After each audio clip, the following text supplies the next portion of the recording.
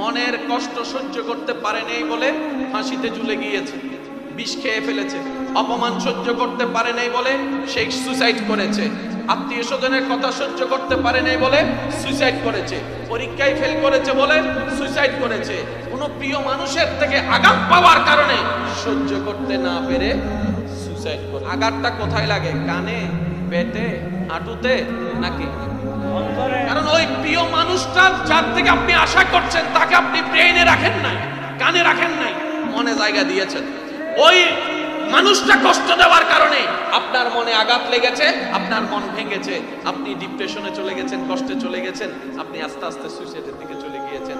রব বলেছে এইবার বুঝতে পেরেছো কেন আমি তোমাদেরকে বলেছিলাম মনটা আমার নামে দিয়ে দাও? আরেকটু জোরে বলেন। এবার বলেন আমাদের